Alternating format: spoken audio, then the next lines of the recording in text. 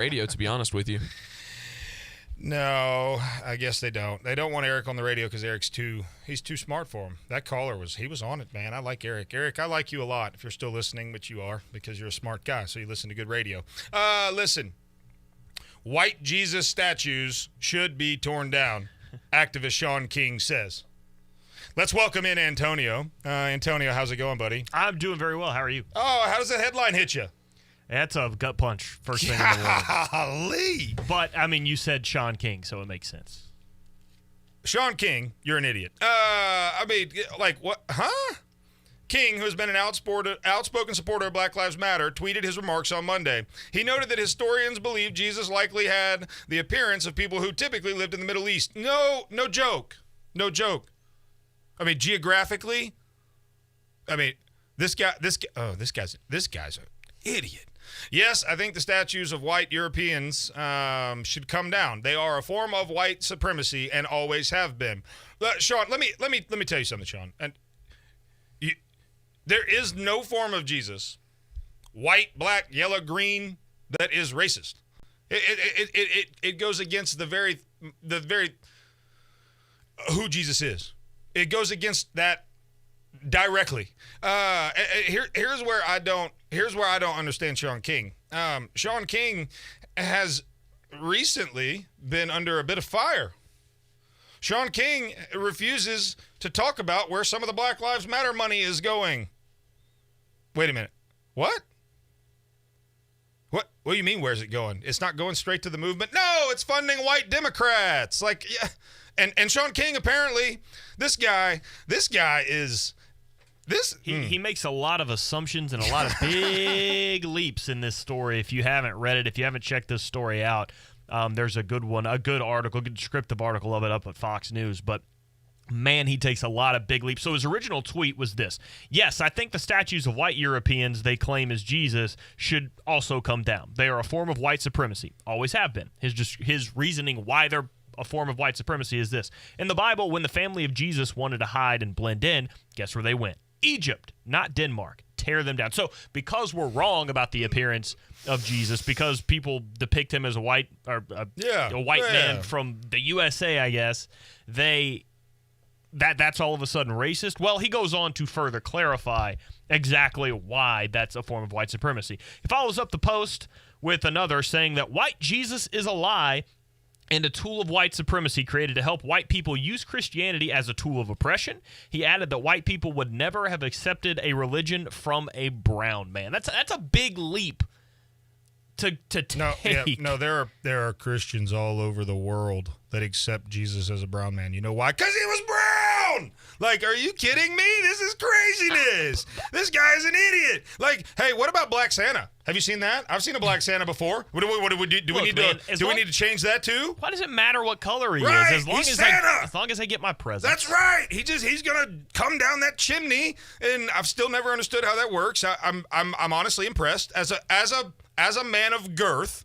I don't understand the chimney thing, but, hey, my mom said he had a magic key, too, so maybe he comes in the front door. Who knows? But at the end of the day, like, why is race the only thing we can talk about? Like, why can't we talk about you know what? Let's talk about who Jesus is. Let's talk about that, Sean. You want to talk about that? No, he doesn't, and there's an obvious reason why he and everybody else don't want to do that, and it's because they have an agenda they're pushing, and that fits the agenda they're pushing. It's not okay to be white anymore. I mean, it's okay to love your heritage and your culture and the color of your skin for anybody else except the white person.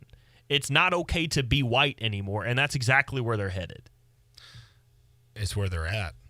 That's where they are, but that's where they're trying to get everybody else. Here's a beautiful correction from Newsweek. You're looking at the Fox News article. I've got the Newsweek one pulled up about the same thing. This article headline originally referred to King as a Black Lives Matter leader. King is not officially involved with You know it's bad when Black Lives Matter wants to distance themselves from you. Like, it's bad because they don't distance themselves from many. And they definitely don't distance themselves from white Democrats. But that's neither here nor there, nor is it important. Hey, guys, forget I said that. Obviously, not a big deal. Listen, call us right now, 1-866-494-WVNN, 1-866-494-WVNN. I think we're having issues with our phone number. So call 1-866-494-WVNN. And if you can top Eric, you'll be the listener of the day. Of course, you don't get anything for that other than a pat on the back, but we will pat you on the back. Sean King, you're an idiot. What about AOC? While we're in the business of idiots, AOC accuses Kayleigh McEnany. How you say McEnany? Is that McEnany? McEnany. McEnany. Kayleigh McEnany of racism over a brief quote, and then gets absolutely owned. This is fantastic. I don't understand how this woman, who elected her? Is it McEnany owning her as well? Because so good. Kayleigh McEnany has now a reputation of just collecting bodies. They're going to start calling her daddy. She owned John on Cable News Craziness on Dale's show at 9 o'clock. I played a clip of her yesterday absolutely destroying Jim Acosta. I mean, when are they going to learn that she's not the one? Well, she Dale, ain't the one. Dale nailed it. Dale said she has taken a very Donald Trump-like stance on the way she's handling this. And quite frankly, Donald Trump, for all his warts, has changed the face of politics in our country forever because of his willingness to be so direct and take presidential and throw it out the window. That I oftentimes I get frustrated with him because sometimes he's an idiot. But definitely she's coming in hot. Like she's not making any. And so here's what happened. All right, so Ocasio-Cortez tweeted. The press secretary wouldn't be the first person to mistake a woman of color for having a lower position or title than she does. But Kayleigh, in case you haven't picked up a newspaper in 2 years, I'm a congresswoman. And then she continues to lecture. The press secretary comment is steeped in a long, hurtful, and horrendous history of stripping women of color of titles and diminishing them to, quote, the help. Perhaps she isn't aware that what she did is mired in racist history. If that is the case, I look forward to her apology tomorrow. Are you ready for it? Here it comes. Let's have it. Read the transcript, Congresswoman, at AOC. That's all she said, and posted a picture of the transcript where she clearly says the fact that you have a sitting congresswoman wanting to defund the police. Of course, AOC had nothing to say. Silence. Are you serious? The help? The help? Like that? Oh gosh, this is the state of our country. This is the state of our country. Everything you say or do is racist. Everything. And we're going to oversimplify and dramatize or make everything dramatic, right? It's got to be, you got to make a big statement. It's got to be something that'll pick up a headline or get retweeted. The best way to avoid being completely owned by facts and by truth and by a good argument is instead of going out and claiming the race card and claiming bigotry and anything else for every single argument, pick an honest fight. Yeah, pick an honest argument. Get educated. Absolutely have a good argument, a correct argument, a factual argument, and you won't consistently just be destroyed like Jim Acosta, like Alexandria Ocasio-Cortez. Kayleigh McEnany is out there collecting bodies. That's not going to stop anytime soon. If you guys keep trying her, trust me, I need the content for my show prep. Yeah, absolutely. So thank you please for that. Continue to do stuff By all means, don't stop anytime soon. In the same vein, we've got a man in Atlanta who was stopped on the road to Wendy's, which should tell you everything you need to know because apparently Wendy's has become the mecca of the racist movement in Atlanta. And Papa Dave's over there just like, man, I just come get some chicken nuggets, man. Like he just wants to make a living. But anyways, no white people are allowed on this road, quote, okay? So this man and woman were driving down the road and they get stopped by armed black people. Okay, armed black people. Ty Spiceland, 35, and a woman who didn't want to be identified were confronted by several people, some of whom were armed with handguns, on University Avenue around 1:30 p.m., middle of broad daylight. Spiceland told WSB that members of the group punched him 3 times in the face when he rolled down his window and then threw rocks at his car. In additional video, Spiceland said he was told, quote, "White people aren't allowed on this road. We've got racist asphalt." This kind of sounds fake. This just You would doesn't think. sound real. Yeah, actually, we got this article off The Onion. I mean, it's exactly what. No, that's right. It sounds fake. It's ridiculous. Like, are you? Hey, racism goes every way. Racism. First of all, racism isn't even a thing. Let me be very clear. There's one race, the human race. Okay, there's one race. Now, there's ethnicity and there's culture, but there's only one race, the human race. So racism in and of itself is just hatred of other people. Okay, it's not hatred of a skin color. It's not. It's racism of people, or it's hatred of people. That's what racism actually means if you dive into it. But I mean, for the love of God, this is unbelievable. We're now not letting certain colors drive down roads. I haven't heard. This is the first time I've heard this story, but I know that we have. There's been a bunch of different instances where people don't necessarily buy what's actually happening or what they're saying is happening. They think that there are people on one side doing things that they think the other side would do to kind of further push their narrative, and that this could be one of those instances. Just judging right off the headline and how ridiculous the story is, that's my first instinct, that this guy's making this up. Police are now investigating. Well, I'm sure they are. I'm sure they will. There's video. Well, let's see it. It's Just right like there's supposed to be video of Bubba Wallace having a noose in his garage. Let's see it. They got it right here. Let's see it. Okay, let's. I don't have. I'm not saying it's fake. That's just how it comes off. It sounds so ridiculous that it's fake, or that it sounds fake, and I want to hear the people tell him that white people can't be on the road, because I'm not denying I'm not denying that the dude got punched or a rock's thrown at him, but he could have said something. You know what I mean? Let's see the proof.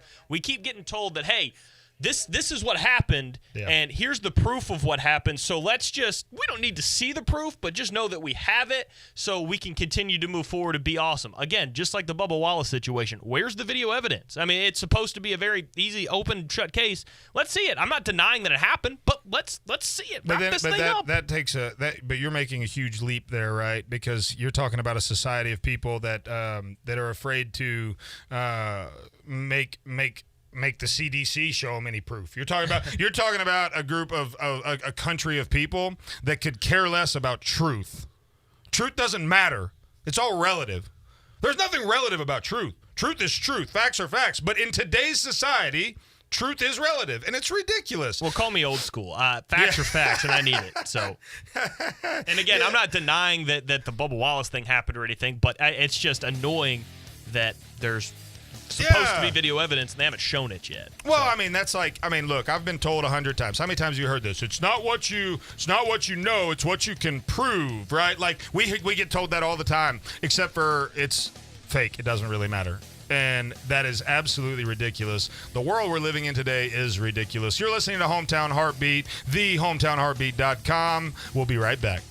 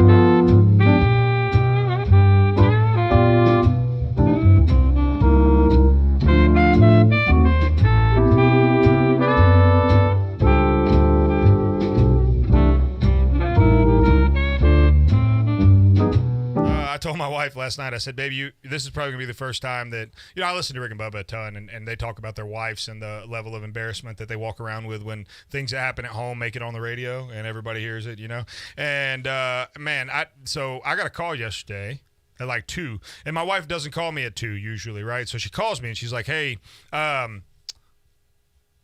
we got a problem. I'm like, is everything okay? Like, she only calls me like at lunchtime. I'm a physical therapist, right? So she's usually pretty hands-on in what she does and doesn't have I'm like, are you okay? No. I'm like, okay. What's wrong? She's like, we're going to have to find something to do with our son for the next week. I'm like, my son's 4. Like, is he fighting at preschool? Like, what are you talking? I mean, now he's my kid, so, it wouldn't surprise me all that much. But I would hope that, come on. And she's like, no, he was exposed to coronavirus. Oh, boy. And I was like, what? So check this out. At a local daycare that will remain nameless, 8 days ago, my son was exposed to someone who has tested positive, but he's not been connected to in 8 days. Their response to that was to send all the kids home that were in contact with that person 8 days ago. Like, huh? So check this out. The worst part, we text one of the other parents and say, hey, is your kid being suspended for coronavirus too? And she's like, yeah, but they told my youngest daughter she could come. That just goes to show that no one still, we're just kind of making stuff up as we go. Like, what? You talking about? Hey, what? You're talking about? We're gonna let the youngest one. So let me illustrate exactly what I'm talking about for those of you that are just listening to the story and saying, what in the world is he talking about? So my son is in a daycare. 8 days ago was exposed to coronavirus. There's another young lady in his class who was also there. She has a younger sister who goes to the same daycare. The daycare's response to this coronavirus issue was to take one of the daughters living in the same family household and say, you can come and you can't. I guess the coronavirus doesn't pass from person to person. There's no sense in that. It doesn't sound like it. It's easy to pick and make fun of it. It does sound very inconvenient and frustrating. I guess at the very source of it, they're trying to come from the right place. But here's the thing. So my wife went in, right? Because my wife. So I've made a big impact on my wife over the last however many years, and she went in and was like, all right, so I'm going to kind of ask some questions because this doesn't make a lot of sense to me. And I'm like, babe, hey, yeah, go ahead, ask some questions. I kidded. Like, it doesn't make sense to me either. So she goes in and says, so I assume all the teachers that were exposed will not be there either? That was going to be my next question. So the response, the on-the-record response was correct. They're not going to be there. But yesterday, he had 4 different teachers. 2 of them will be back. 2 of them will not be. Apparently, coronavirus only 50-50 shot. We'll flip a coin. Like, no, that's what we're doing. That's what we're doing across the board. We're flipping a coin. Like, when I coached baseball, I used to do that all the time to umpires. I had it down pat. I would flip a coin, grab it, do it, and I would strike. Just literally 50-50 shot. We've got no idea. We're blind as a bat. We're flipping a coin. And that's how we're walking through this thing. Now, I want to be sure I'm very clear. Antonio, you're not wrong. They're coming from the right place. Okay, they're trying, but it's just their response shows that from them all the way to higher up with the health officials that everyone's kind of making it up as we go. We don't know where it came happening. from. Do you know where the council came from on how to handle this? DHR. You know what the correct response should have been, and it probably would have helped you and your wife out a little bit too. Everybody that was exposed to it at the daycare, teachers and all, should be quarantined there for 2 weeks. Just leave them there for 2 weeks. I love that idea. That's a fantastic idea. Antonio for president. Oh no, that's a great idea. No, look, here's the deal. Like, I don't want my son to get coronavirus, and I definitely look. I get it. Okay, if I have not been tested, I think we need to be tested on this show as just a case study, just for fun. Like, Like, I'll pay for them. Like, let's do that and let's see, because I think I was exposed to it, and I think I had it well before it became during flu season. I had something that was unrecognizable. It was the worst. I mean, I don't get sick, Antonio. I don't either. My wife will tell you that she's convinced the same thing. Back in November, she's convinced that I had it too. Yep. I got it at a wedding because I don't get sick either. That was the first time every now and then I'll get a cold or something, but that's the first time I've had anything other than I had pneumonia back when I was 10. Since then, I hadn't gotten sick other than a cold every now and then.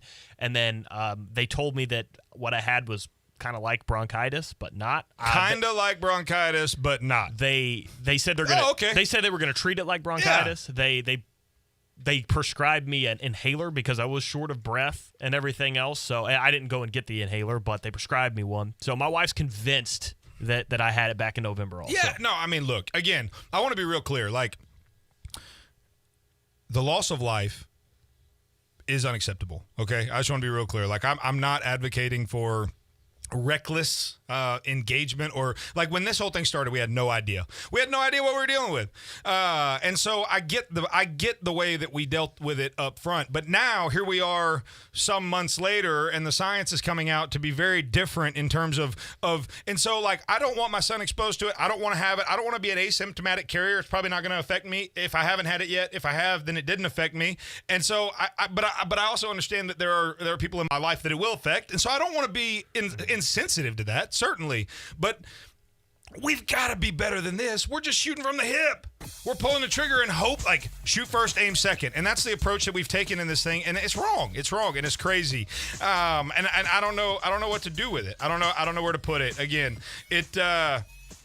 when we come back, we're going to talk about are we going to get another stimulus package? I saw a tweet yesterday, or a Trump thing yesterday. So you're listening to Hometown Heartbeat, thehometownheartbeat.com, thehometownheartbeat.com. We'll be right back.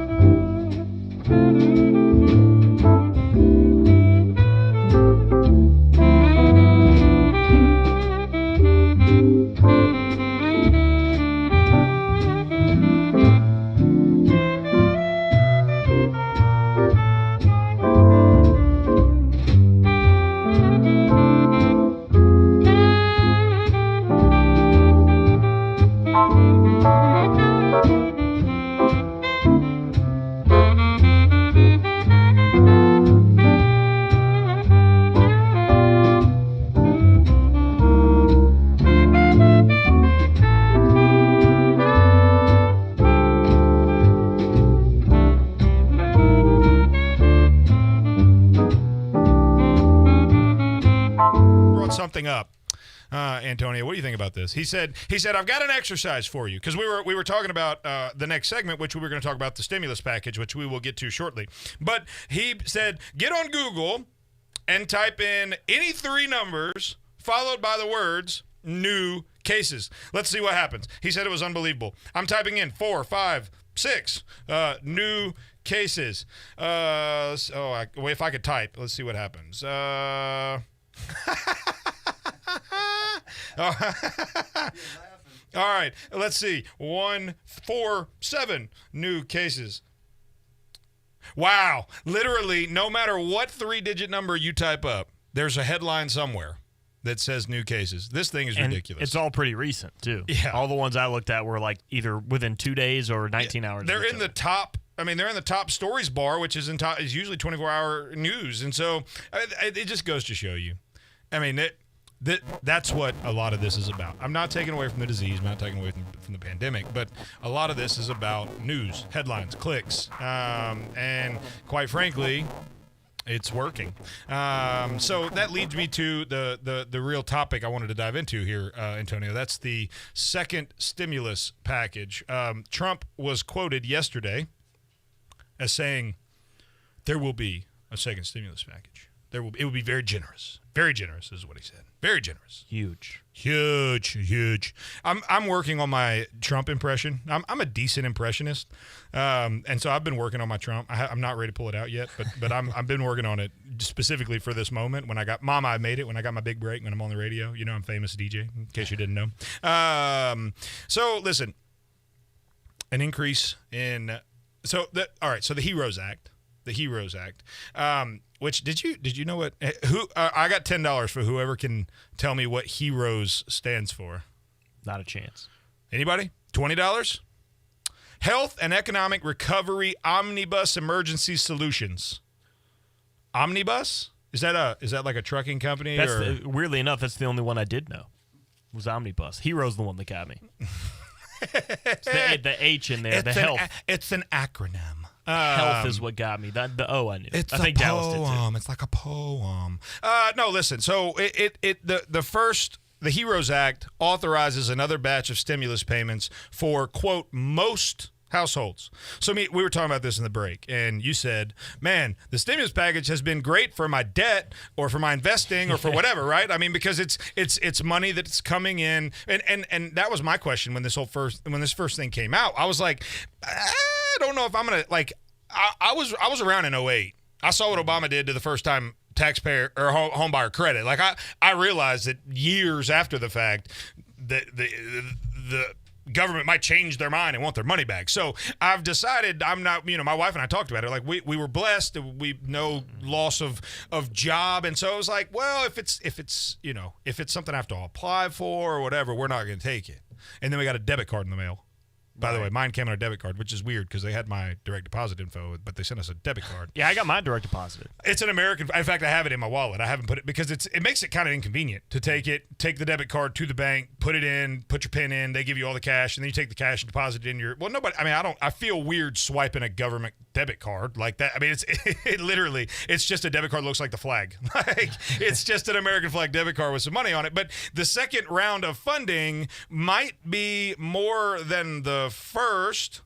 It says overall most Americans would get more money in a second stimulus under the HEROES Act. And for those of you that are asking, how could he know? Because the Omnibus Act or the HEROES Act, it lays out the second round. It's not like the legislation that was passed laid out the terms for a second payment. So I'm not just completely guessing here or speculating or trumping. That's what we're going to call that. I'm not trumping. But it says most households would receive $2,170 compared to the $1,729 first stimulus check. So the first stimulus check was $1,200 for each spouse and then $500 per dependent. Right. Mm-hmm. And so like my family is so that two spouse. And then obviously it was by amount of money you made, you might make less if you were over, I think 150,000 was the threshold. And so this is saying that the average American received the family received $1,729 the first time around, and the second one would make room for $2,170. So that would increase in money. What in the world are we doing? Yeah, again, just like the first round, I'm not the biggest fan of it, but I'll take it. Going to use it. No, If they give it to me, it's going to show up in my bank account. It's not like you mentioned, I didn't have to apply for it. It just shows up, and I'm not going to turn down the money. But if someone were to come to me and say, hey, if you don't approve of it, you won't get your money, well, then I'm not going to get my money because it's not like I approve of this. I'm just going to make the best of a situation. Oh, by the way, I heard the shout-out yesterday on Dale's show. Oh, did you? What you said, in case you haven't heard, Dale, I'm a star. I am a 6 star. to 7. I said, that's my man. He is a star. He's famous. He's superhero. He's a man. He's the myth. He's the legend. Listen, this thing is dangerous. This is dangerous. These stimuluses are dangerous. Stimuli, is that what you say? Is that plural for stimulus? Stimuli? Sure. The stimuli packages are dangerous. You can't just print money. You can't just print money. Somebody's got to pay for it. And I know that's a terribly difficult concept for those on the left to understand. I do get that. Math is hard. Math is hard. So is English, apparently. You're not good at either. But it is difficult to understand that you can't just give away free stuff. Somebody's got to pay for it, Antonio. Exactly. And that's why you've got the AOCs of the world that are just sitting there rubbing their hands together looking at this going, awesome. Oh, yeah. Awesome. Giggity. Get people used to this. Get people used to earning money, earning a bunch of money, a significant amount of money for not doing anything. And Nothing. That, plus the unemployment that's unbelievably, high right now with the amount of money you can get from it because you can get the federal and the state. People like AOC are looking at that and saying, just please keep this going. Get people dependent on it so we can tell them, you know what? If you keep electing people like me, we will always give you this. One plantation to another. Look, it's a dangerous, dangerous, dangerous, dangerous world to live in when you just literally print money to do whatever you want to do because money's got to be backed by something. Back in the day, it was. Now, it's probably not worth the paper it's printed on, if we're being completely honest. But listen, we are almost done for the day. When we come back, we have our hot takes, we have our final thoughts, and I will likely go on a rant. You're listening to Hometown Heartbeat, thehometownheartbeat.com.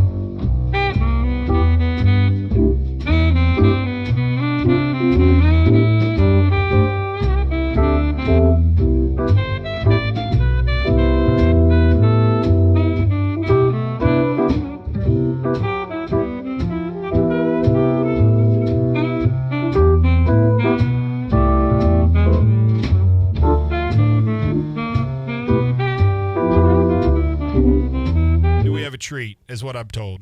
We have got Rich from Huntsville calling.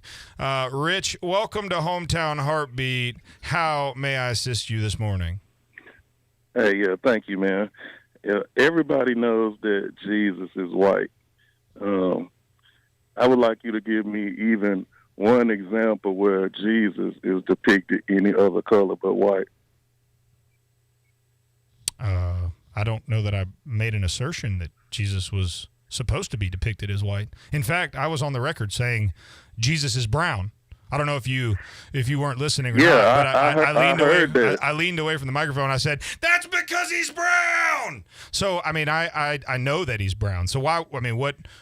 How do you know? How do you know that he's brown? Because everything I know tells me that he's white. No, geographically, the region of the world where Jesus walked the earth in his earthly ministry for those 32 years was in the Middle East, and more than likely, I mean, I don't know. I mean, unless you've seen him, I mean, I've not met him in person, but everything. Common sense tells me that region of the world produces a certain level of melanin in your skin, which lends itself to being, a crispy brown.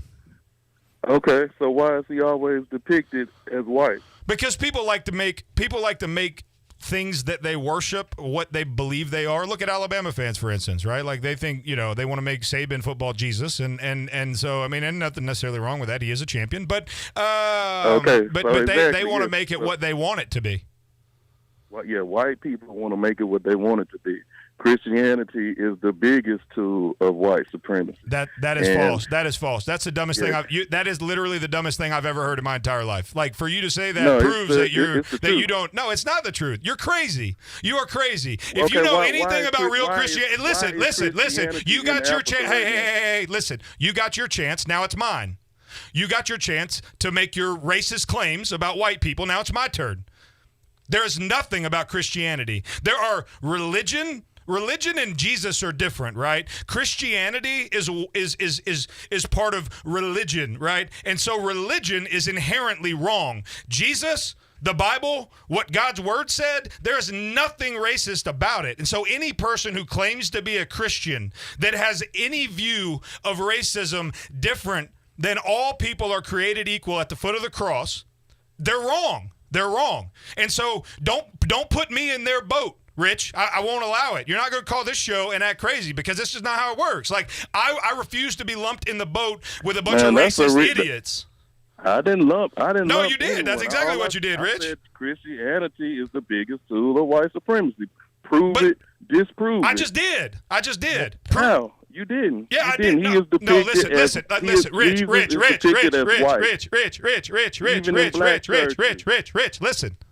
Listen. You're not listening. And that's the problem. That's why we can't have a conversation. That's why America, you're the problem. You're the reason why we can't have a conversation. You don't want to listen. You don't want to, Rich. You don't want, Rich. You don't want to listen, man. You don't want to listen. You have no desire. The problem with Rich is this. It's the problem in America. Rich doesn't want to hear anything of any substance that's true. Rich obviously doesn't know God's word. Rich obviously doesn't know the Jesus that 5-6 years ago saved my life. Rich doesn't know that Jesus. Because if he did, he would know that there's nothing white supremacist. Look, okay, so let's address something. I want to be real clear. Yes, the history of Christianity in America has a racist past, okay? You know why? Because America has a racist past. We enslaved people of all colors, by the way. It was black people on a different continent that kidnapped and sold black people into slavery. But we as white Americans enslaved them and held them captive for labor as property for years. And Christians, by the way, use the Bible to justify slavery. So when he says that Christians and Christianity is the biggest white supremacy thing out there, where he's coming from is a place of propaganda. It's a place of, he has been indoctrinated, okay? He's been indoctrinated, and that's the problem. Everyone in this country is being indoctrinated right now. They're being indoctrinated to believe what Rich believes, and it's just not true. It's just not true. And so at the end of the day, where Rich is coming from is a place that I empathize with. And quite frankly, I'm sad for Rich because I wish that he had the ability to reason beyond what he's been told. But that's not the case. And he just takes what he's been told at face value and then calls me and accuses me of being that racist Christian, apparently. Like I got lumped in the boat. And at the end of the day, I will not allow that. That's not going to happen. That's not going to happen because it's not true. Antonio said it earlier. We should be all about the truth and the facts. But we're not. We're not. It's relative. Everything's relative. Everything is relative right now. And that's the problem. Hey, that's a way to end. That's a way to end an hour. It's dishonest where he's coming from because he's taking one side and he's trying to say that white people want Jesus to be white, so they're racist for wanting that. Well, I've heard over the last several years a big push for black Jesus. So do the black people that want Jesus to be black, are they racist? You know what I mean? Like you got to play both sides of that, Rich, and he doesn't do that. He is definitely pushing for one side because it's easy to take one frame of an argument and frame it one particular way, even though it's dishonest. And I think Rich knows that. No, Jesus is the very symbol of equality at the foot of the cross. Jesus created all men in his likeness, in his image. We've got David on line 5. David, welcome to Hometown Heartbeat. What can I do for you? Yes, I just like to jump on that a little bit about Rich. To me, was a perfect example of what I hear on the media, various things all over the media, whether it's print media or whether it's TV or whatever, even the computer. Everybody, it seems, and I don't know where the driving factor is, has, when they ask questions, they're always agenda-driven. Everything is agenda-driven. I want to make my point while I'm either asking or telling something, but the point is I'm agenda-driven. No, David, and that's exactly so right. Ridiculous. No, that's exactly right.